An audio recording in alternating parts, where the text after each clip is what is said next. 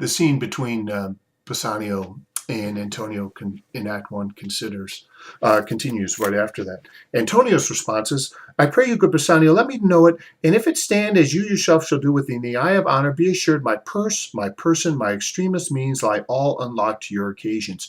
In short, I'll do anything for you. I will give you anything. And you can sort of reflect on those moments in your life. I hope they haven't been too frequent. And you might have said that to someone you care so deeply about, that, and you really mean it. You say, I'll do anything for you. I'll do anything for you. So Bassanio goes on, and he says, in a very long and sort of complicated image, he says, in my school days, when I had lost one shaft, I shot his fellow off the self-same flight, the self-same way, with more advised watch to find the other fourth, and by adventuring both, I often found both.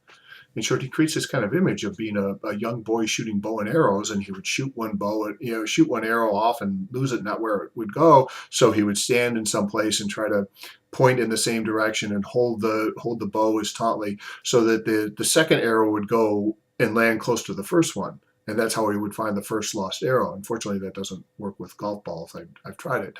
But this is the image he conjures for Antonio.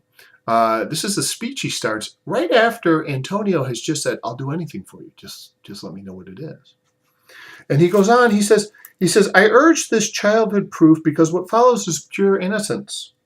I owe you much, and like a willful youth, that which I owe is lost. But if you please to shoot another arrow that self way which you did shoot the first, I do not doubt as I will watch the aim, or to find both, or bring your latter hazard back again, and thankfully rest debtor for the first. In short, I know this is crazy, and I would only ask it of you. I know I borrowed money from you, and I haven't been able to pay it back, but if you owe me just a little more money, I'll get that money back.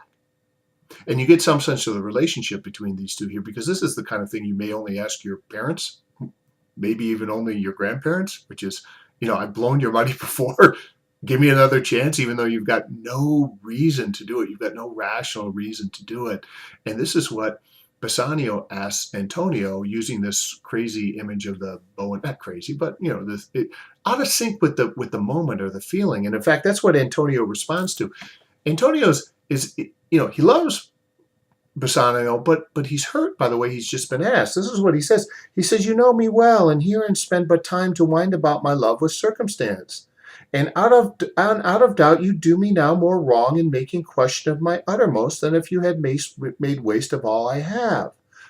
In short, you've hurt my feelings by going through this. I want the kind of relationship where we're just one, where you don't even have to ask. I want to be that close.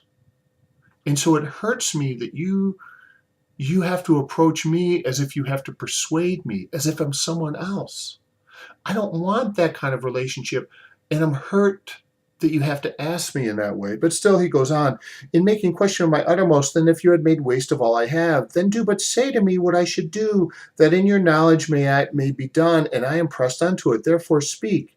Tell me what you want. Tell me what you want. You don't have to go on this big elaborate ruse. Or it's not even a ruse, this big description. And he's hurt.